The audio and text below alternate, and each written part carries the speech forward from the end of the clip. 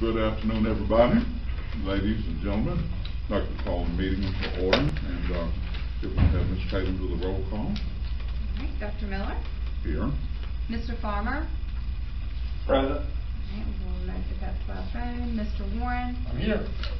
Mr. Scarce is not present, and Mr. Davis is also in attendance. And Mr. Farmer, you're participating remotely on the phone, is that correct? Yes. Our policy requires that you identify the reason you're missing the meeting today. Are you on vacation, or are you out of town for work? This is a vacation. Okay. You have to identify so we can place it in our minutes the address from which you're participating.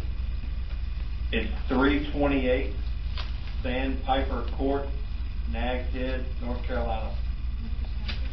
Okay, just to be clear, your voice can be heard by everybody in attendance, and can you hear us? Yes, I can.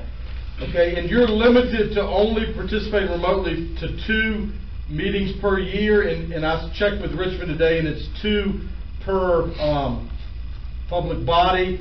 So you could do another finance committee, and then tonight you have the work session and the board meeting if you are going to participate, and that will satisfy your 2 for the board, but you can participate in other meetings and other committee meetings, okay? Okay, thank you. I'm done, Dr. Miller, if you want to proceed to the next agenda. All right. At this time, we'll entertain revisions or items to be added to the agenda. We do not have anything to add from staff. All right, hearing none. For the citizens' convenience, all committee meetings are now being recorded and can be viewed on the same YouTube location as the Board of Supervisors business meetings. Please remember that the board's committee meetings are designed for internal board and county staff communications, discussion, and work. It is not a question and answer session with the audience. Accordingly, during committee meetings, no questions or comments from the audience will be entertained. Respectfully, any outburst or disorderly conduct from the audience will not be tolerated and may result in the offending person's removal from the committee meeting. We're going to transfer now to a new business, first of all. Oh, I'm sorry. You need to vote? Yes, Okay, we'll jump to staff. Mr. Oh, we do need approval. Mr. Chairman, I move that we approve the agenda as presented. All right, is there a second? Second. All right, all in favor, say aye. Aye. Any opposed? Aye. Any opposed? None opposed. All right, the agenda is approved. All right, new business, PCSA support resolution.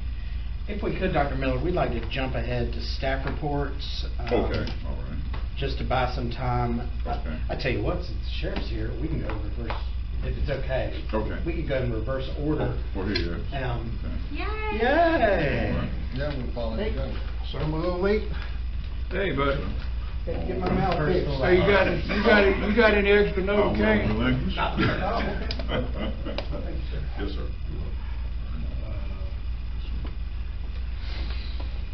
So where we at? What we got to do? We're all getting ready to eat some peanut brittle, actually. We're all getting ready to get in the car and go down and be with Ben. You got room there?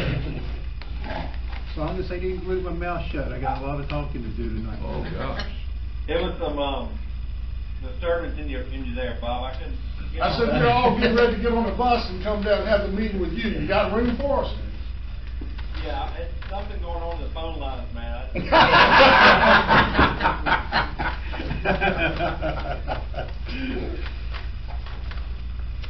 Mr. Chairman, we are at the first order of business, 5A. 5A, so we're on the PCSA support resolution. I guess, are you going to brief us on this, David? Yes, sir. And we have some handouts in front of you. And you guys have seen this before by email. I think it was sent out to you. We received a request from the Pittsylvania County Service Authority to act as a co-borrower or backstop to an indebtedness for a water distribution line project. That is item 5A in your handouts. This is something, and I'll turn it over to Kim or Vaden, that has been here longer, but this is certainly not the first time the county's been asked to do this for Service Authority projects. Probably, my guess would be the most recent was the Green Rock water extension, maybe, or ODAC. Anyway, whereas the authority is seeking, is this a revenue bond in this case? I would say Revenue bonds to build a project. I'm not sure of the exact amount. We were briefed informally, the Board of Supervisors, I believe it's been a solid 9 or maybe as much as 12 months ago, a project that would extend water from Highway 58 through the Westover, Bannister, and Mount Herman, not Mount Herman, Chatham Blair's districts over toward Highway 29 vicinity, not exactly all the way over. In order for them to borrow money, just like we do with the IDA or others, someone has to backstop the risk. In this case, you're being, the Board of Supervisors is being asked to cover any overages or non-payments by the authority. And this one's a little different. I'll let Kim explain it. But my understanding is that it's on an annualized basis.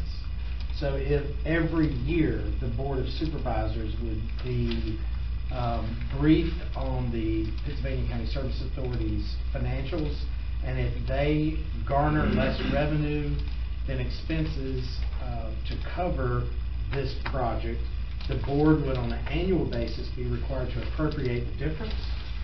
And if we don't appropriate the difference, there's... We will have to.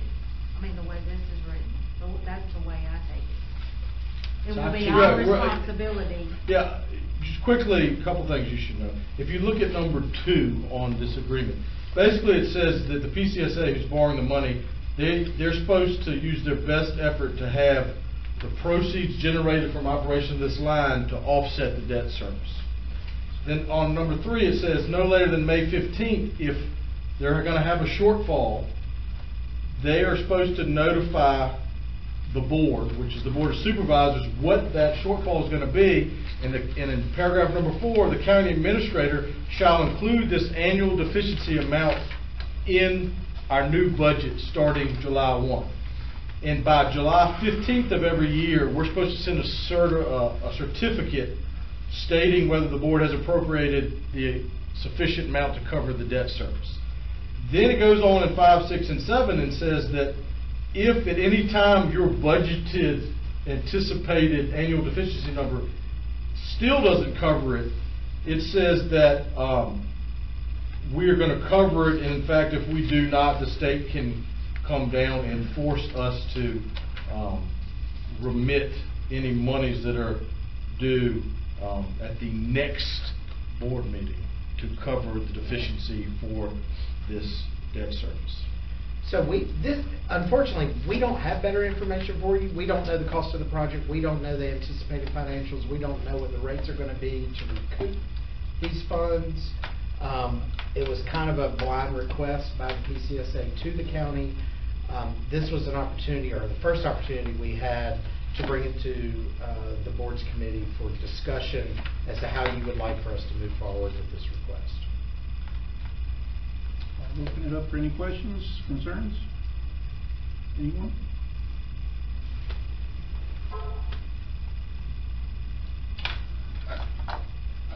I have a few, Mr. Chairman. Did you get that phone line straight, Ben? Can you hear me?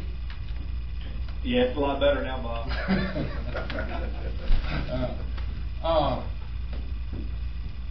I think it's important for us to always work with our departments and folks like at PCSA, but I think we also have a fiduciary responsibility to be as diligent as we can be to be sure we're not jeopardizing something else. I know the sheriff's here tonight. He would hate to think we had to dip into his budget because we had to cover that loss one year. He just grabbed his heart then. So I think I have maybe 4 or 5 questions as I read through the agreement that came to me.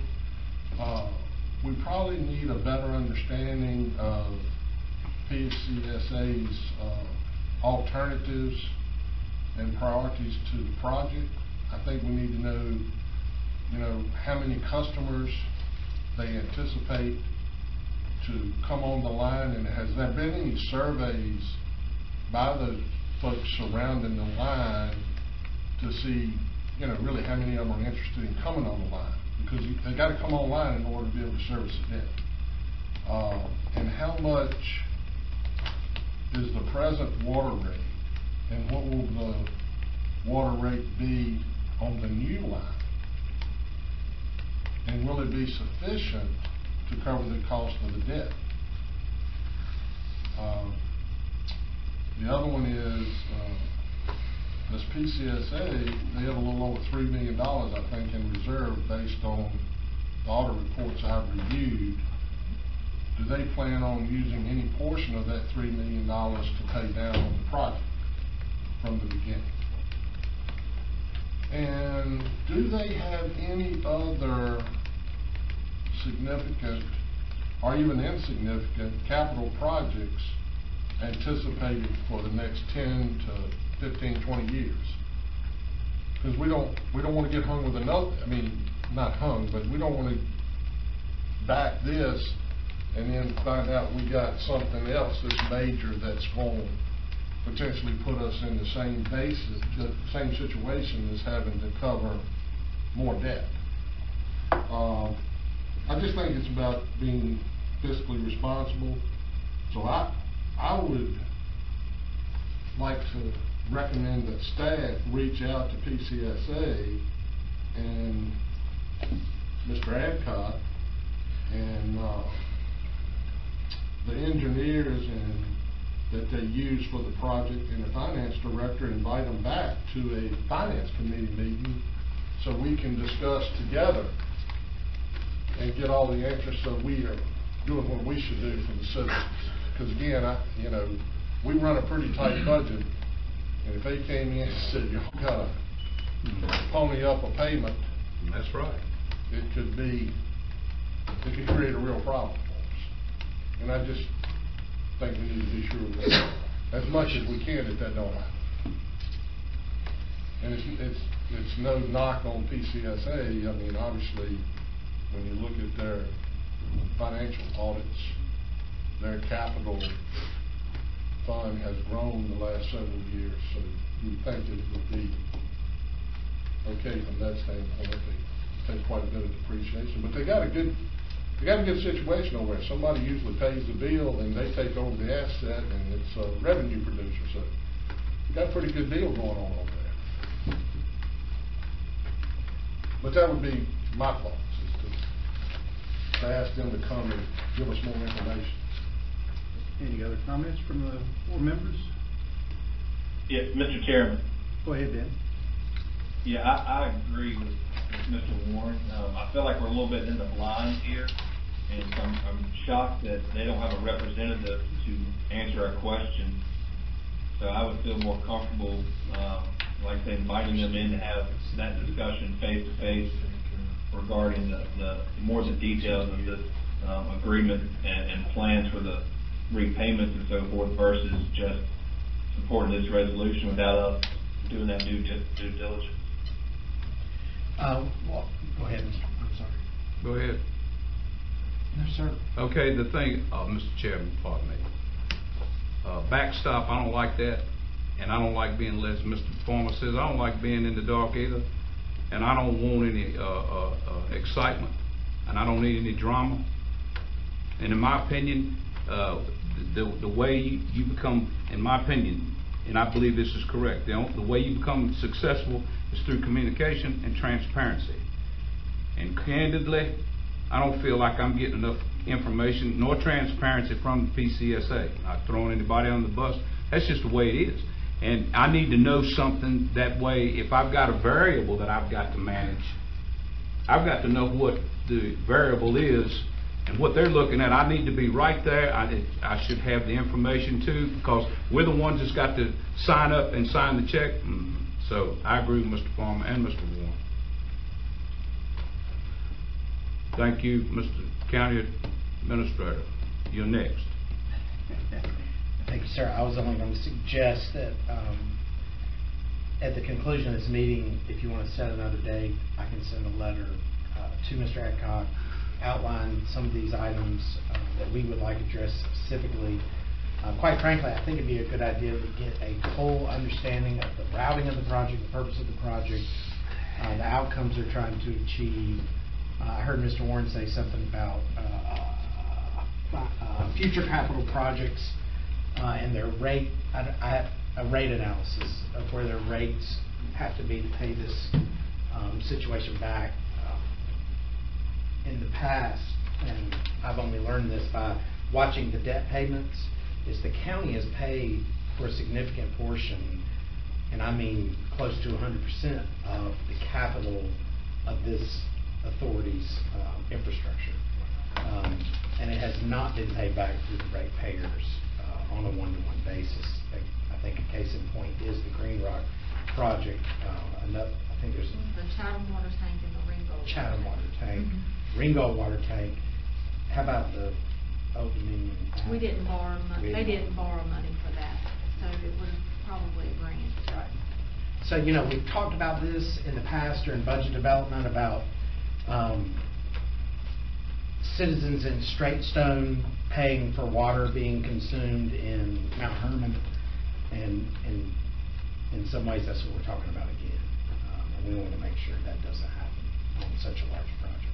So if that's the wishes of the committee, I can certainly push forward in that direction. Sure. Do you have anything to add, Dr. Miller? No. All right. Well, I certainly agree with everything everyone's been saying in preparation for this. I kind of reviewed the last 3 financial audits. So I have a lot of questions for the financial director. I guess my only question is, who developed this resolution for us? Do we know? Actually, they just sent me. This is a standard resolution. I'm not sure. The state drafts that. Yeah. So this is coming from the state and. Okay. Yes. Yeah, well, the state requires that we provide the moral obligation. I would consider this a template to provide that. In fact, they can help me out and send me an email from Mr. Adcock.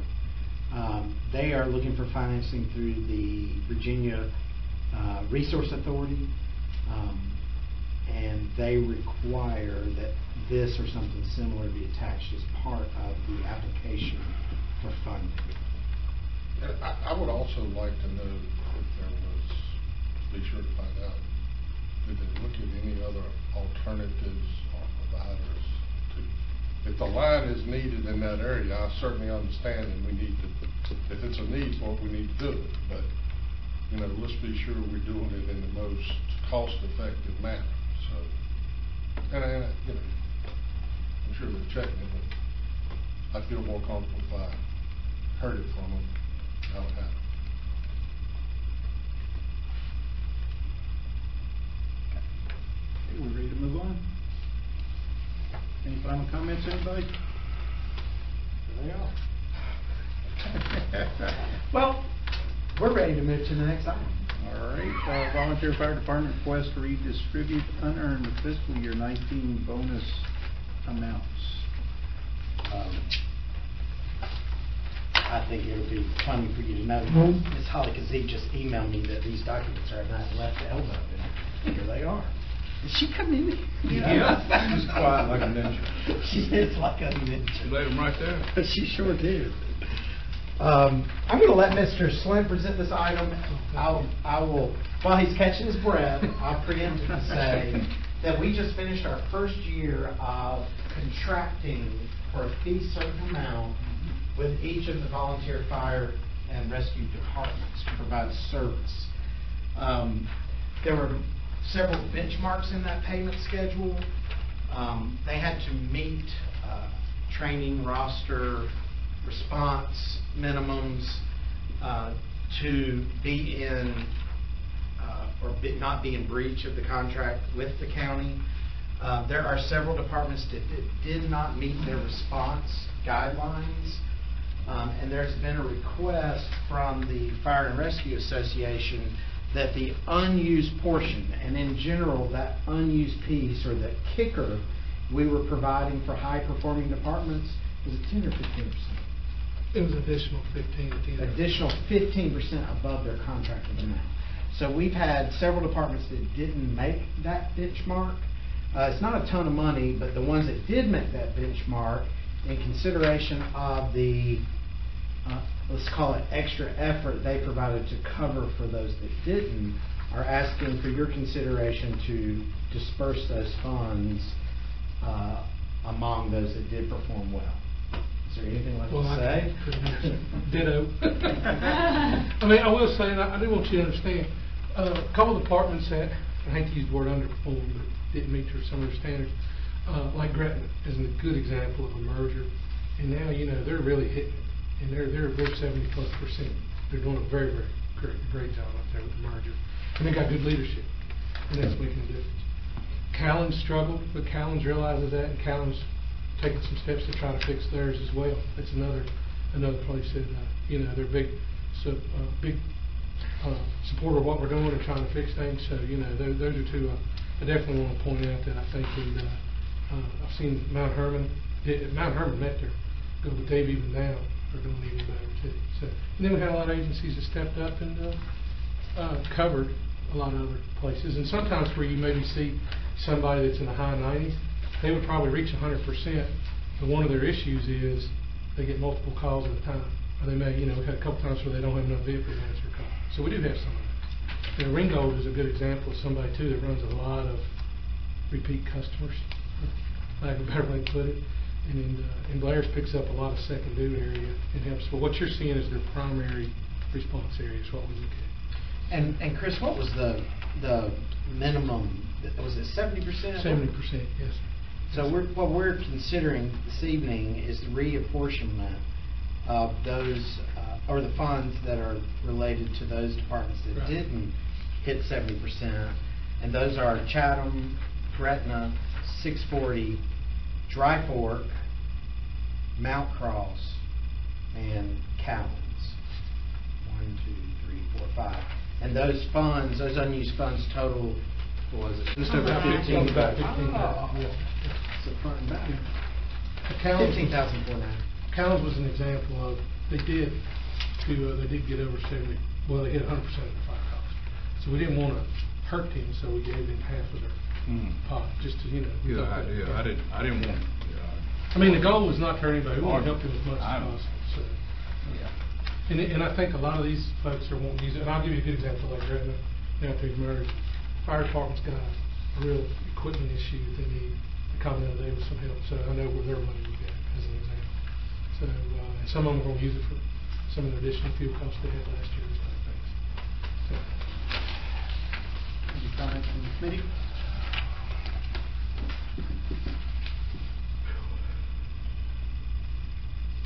Well, I guess I'll say I really don't have a problem with doing this personally, but I do have a couple of concerns. Can we measure how much extra calls that some of these departments were doing? Do we have any data to support that? And two, I know we've got some critical shortfalls out there, equipment shortfalls. I would like to try to make sure we take care of those issues before we redistribute funds as well. So I don't know how we can juggle all that with the $15,000, and I would go with whatever you want to do personally. I will tell you, I mean, I'm not opposed to giving up the operation, but there's another thing. We don't have a capital reserve. So if a department, let's say, a good example, department's on a fire, they're drafting, they're pulling water out of a creek or something, they suck up some rocks, tear up the pump, $5,000, $6,000 repair. We have no capital reserve to help them with those things. So, something like that. We talked about overall as a county capital reserve. So just an idea. Yeah, they're covering for another service. They do get additional money for having covered, correct? Potentially. I mean, EMS wise, yes, sir. Yes, EMS wise, per yes, call. sir. Yeah, well, they would get the 15 per call, but they also get the EMS billing yeah. if people have insurance. So, now the fire side, no, there's nothing for fire. So. Well, I mean, I think Mr. Scarce made a good point, and you did. You made a really good point about the capital expenditure account. We don't have one. We probably ought to have one for emergency stuff like that. And also, you got a situation in Gretna where you're telling me that they've made corrective actions Oh, yes, to sir. improve that. I'd hate to take all the 15 and spend it, and they have a real need to, in order to bring them to a good level, and we've, you know, I mean, the money's still gonna be there, so if one of the other entities that have outperformed or have met the benchmarks, they can still apply for consideration also. Yes, sir. We're just leaving it in a capital account that anyone can apply for, any one of the agencies. And I've thought about this long and hard. I think one of the things that if we did that, maybe we come up with an application, and maybe we give it a max, like we'll give you $2,500 out of capital account for something. Because it could be something as simple as like we had on the courthouse where the chiller went out last year. And we could have a situation where somebody's heat goes out in the middle of winter and it's a $7,000, $8,000 fix for them. I mean, those type things. Well, the rapid response fee. Absolutely. And let me give you a little history of, when we did this, we looked at their averages. Okay? So, and I've learned a lot over the last year about some of that. And when I budgeted some of their amounts as far as, they had a pot of money. And then from that, they got 3 separate little pots that came out of the big pot to cover fuel, heat, electric, so forth. So a little bit of that, I had to do a teeny bit of guesswork, and most of them I got right. I had a few that I was off.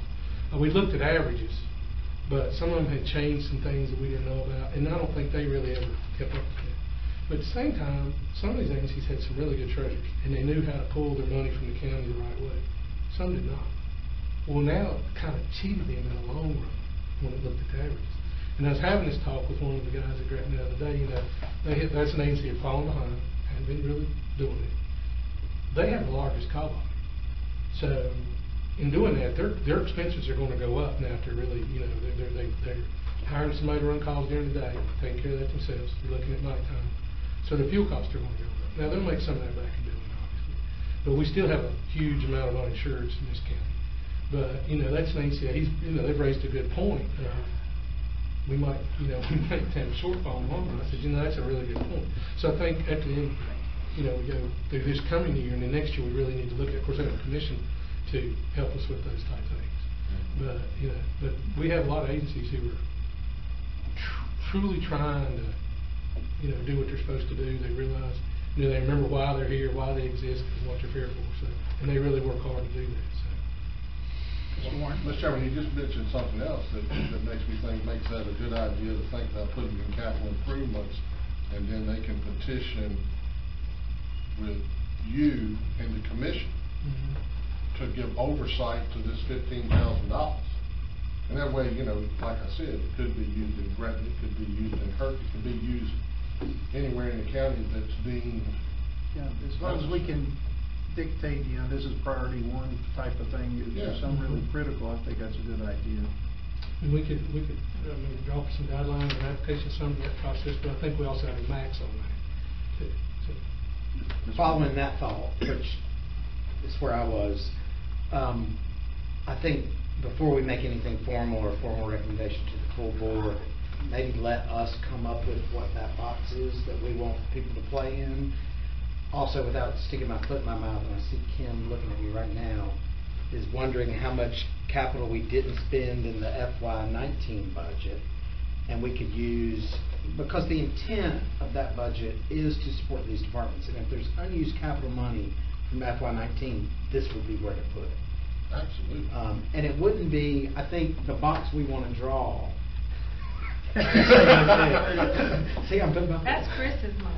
Well, no, but with some of that, honestly, is things I see 2, 3, 4 years down Well, the road. listen, that was my point. That's my Not concern. only in this box are we drawing for emergency or ad hoc reasons by department, but there also should be a category in there for system-wide issues. Mhm. And the bigger things that Chris worries about. So, you know, I like where this conversation is going, and it probably needs us to go back and propose a program of some sort, if that's what this committee recommends.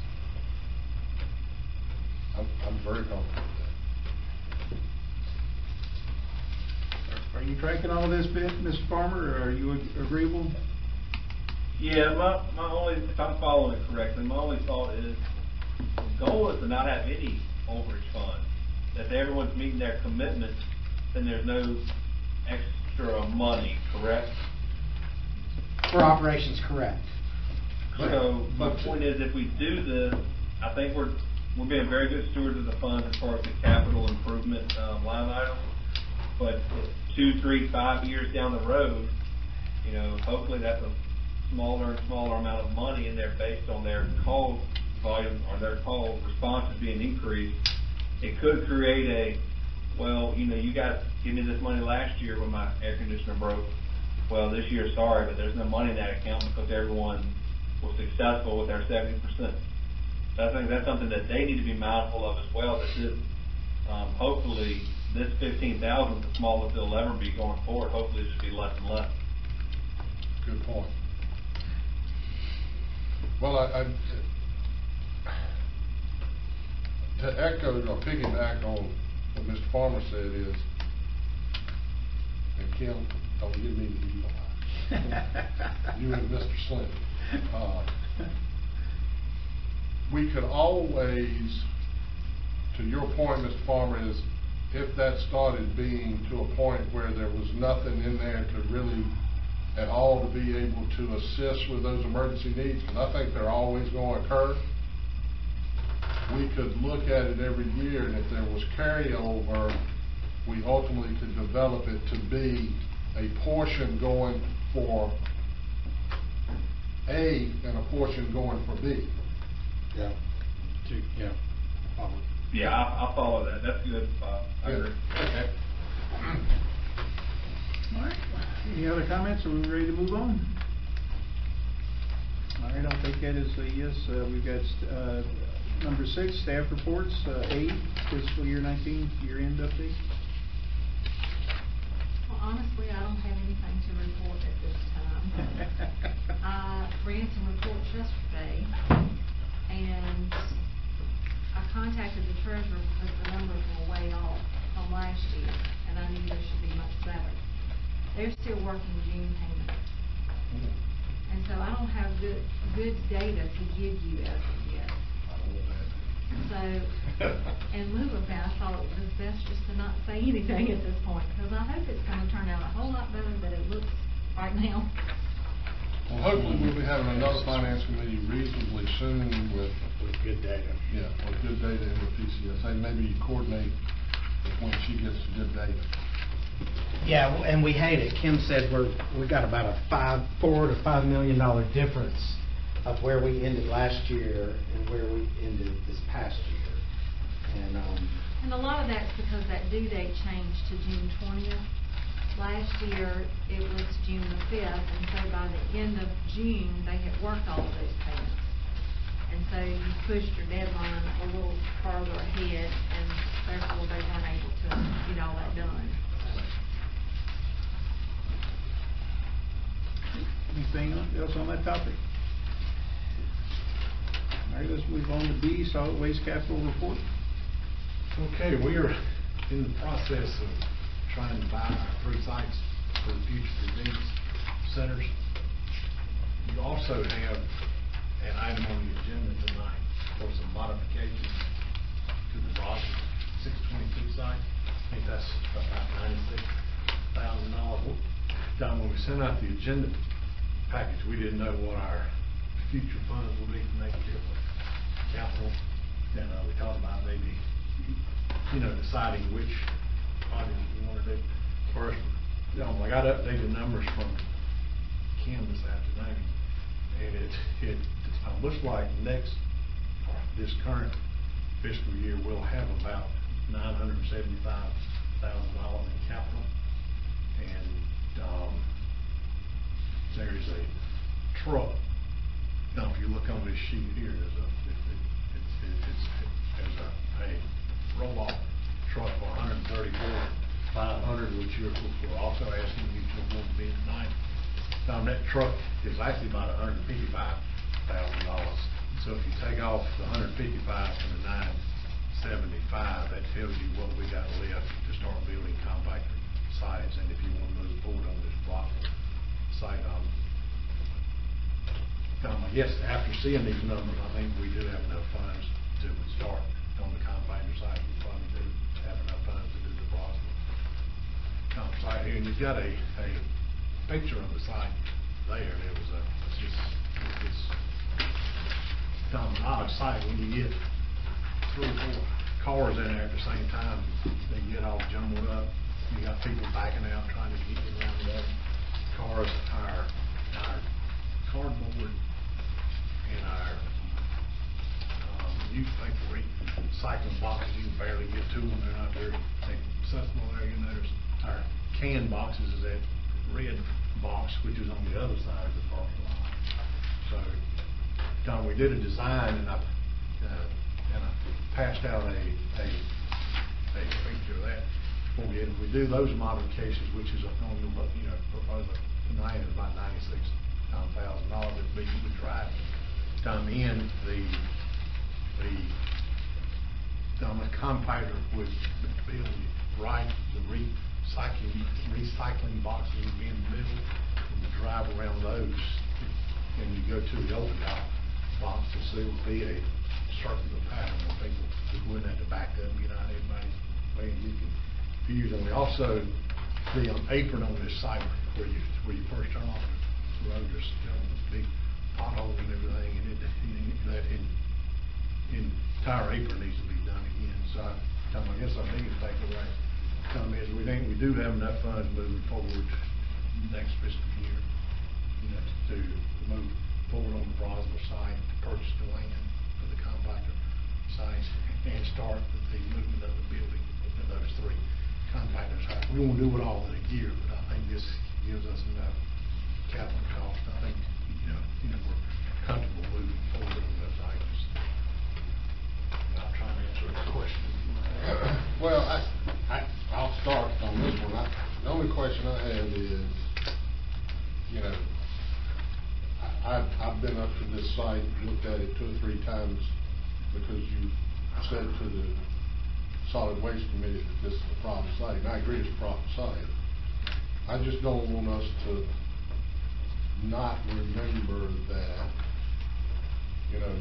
Gretna needs a compactor site, Stanton River needs a compactor site. I don't want to lose sight of those that, honestly have felt neglected from a solid waste standpoint for a while. We need to fix that. And if we can't, it's better to have something than to really have nothing, which is what they have right now. So before we go up dressing them up, and I want to be sure that Mount Hermon, that we're going to start dressing stuff up, is on the list, because Mount Hermon is probably, if not certainly one of the most heavily used sites. And we constantly are having to replace gravel and rock because of erosion, because it needs to be paved. And it's, this is a minor expense to get that paving done. So I'm just saying, when we get to the point we can do that, that needs to be on the list too. But for me, and I know it's the north end of the county, it comes odd from the Chatham Laird representative, but Mr. Blackstock is not here today, but I think really we need to give thought to those citizens that deserve similar treatment as they're getting on the southern end, on the north end. And I'd say just about all of our sites need some modification to it. The Ringgold 729 site by Mr. Davis' house has a single open top box. it would not handle anything over the weekend. But we have enough place for a second box. That site is not capable of adding a second box without buying additional land on this. Since we got issues with just about all of our sites, so at some point in time, they need modifications to it. Well, we certainly can whittle away that. Mr. Chairman, I have one question. Sure, go ahead, Mr. Clark. Mr. Hicks, the roll-off truck, is this the same one or is this an additional truck? I remember a few meetings ago, maybe 2 or 3, you brought to us the request to make a purchase, and I think the question was asked, if we don't do this, are we basically not going to be able to run calls? And I think you said, yes, this is an emergency situation. So I'm pretty sure the whole entire board voted to move forward with getting you a new roll-off truck. Am I correct on that thinking? Yes, sir, we bought one at the start of the budget. Then we came back to you later in the budget year and said we needed a second one. And this will be a third one that will, put us back on the path of replacing one truck out of 6 per year. So each truck should conceivably, last us about 6 years. And when you go 6 years, they've got anywhere from 500 to 700,000 miles. Big county. That's crazy. Yeah. And so this puts us back on track to purchase one roll-off truck per year. Any other comments? All right, let's move on to 6C, extra duty overtime reimbursement update.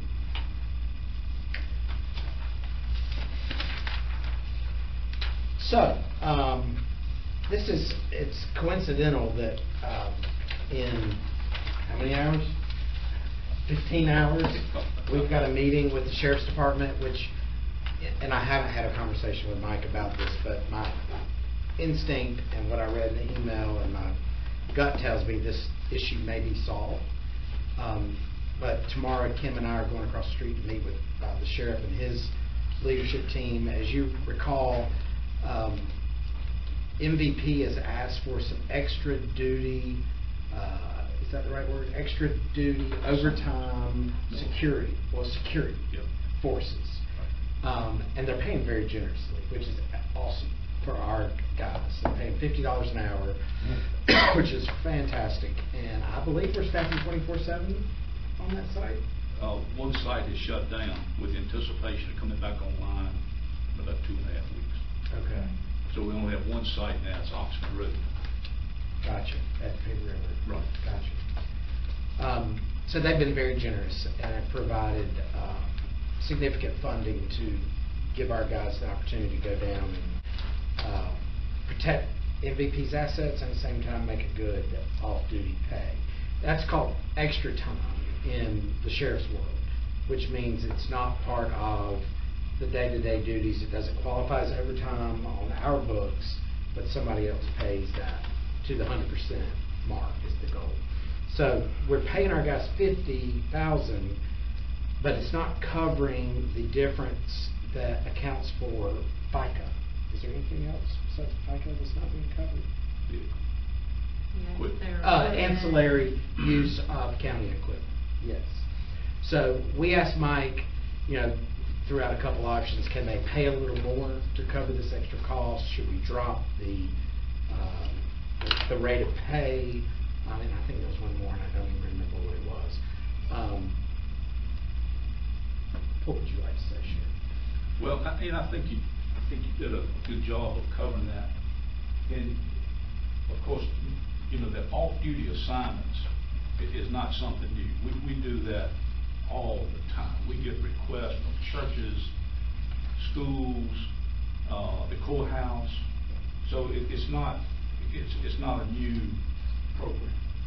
And I think probably, and Kim and I have had this discussion here in the last little while, I think probably one of the maybe a misconception is because all of those monies, once the deputy works those things, are paid out of the overtime line. We don't have an extra duty assignment line, so to speak.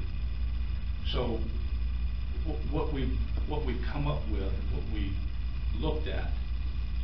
is considering that when the deputies take these assignments, they're independent contractors. And we've talked to this company in the morning that's going to do a webinar for us. If whatever company we go with or whatever we decide to do on this, they will be the go-to people. They will do the scheduling, they will do the pay, they have their own insurances, their own liability insurance. They use the FEMA rate for the use of the vehicle per hour. Anything that happens, tomorrow I hope we really get down in the weeds with it. Anything that happens while that officer is working, they're covered under their insurance. There are several companies that provide the service.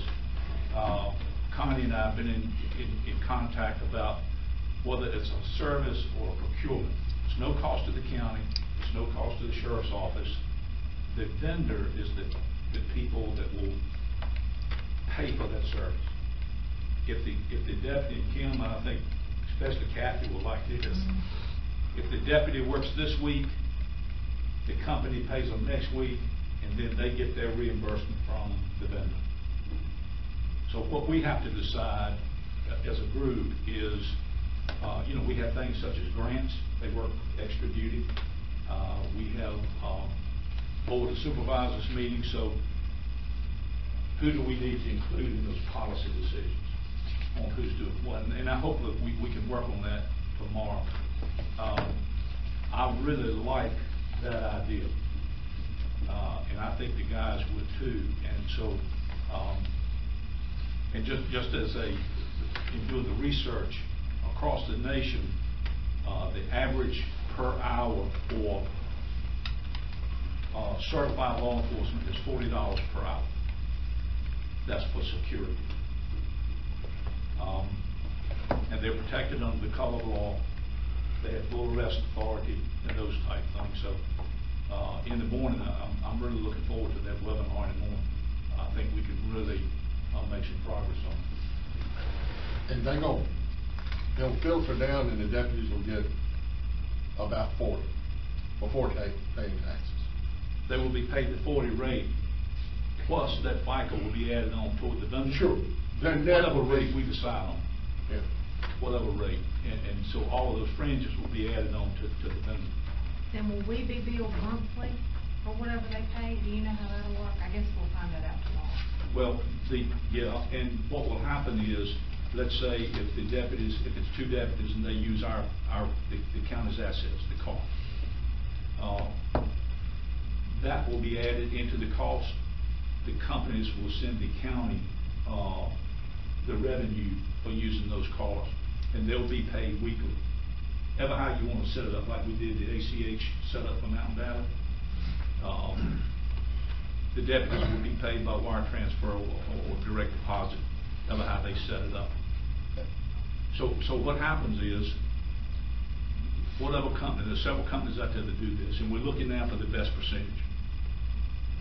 So the company will put software on the website.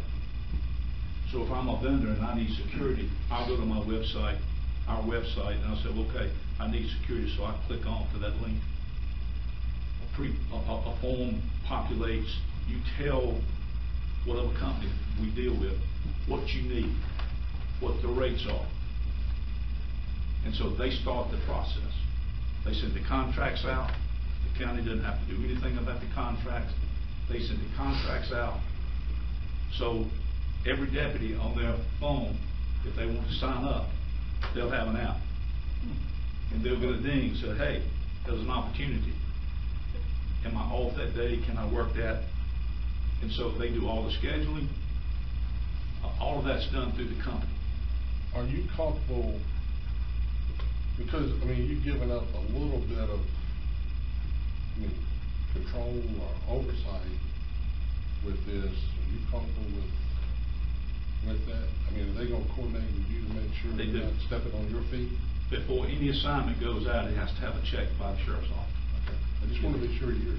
And we have to send them, our agreement is we send them all of our policies. All of our policies up front, for workman's comp, those type of things. And they have that in hand. Such as, our new policy is because of the fatigue issue that across the nation officers are experiencing because of unemployment. They can't fill all positions. The new white papers say you shouldn't let an officer work any extra duty other than 16 hours additionally from what he works that week. You get into a fatigue issue, which causes bad decisions.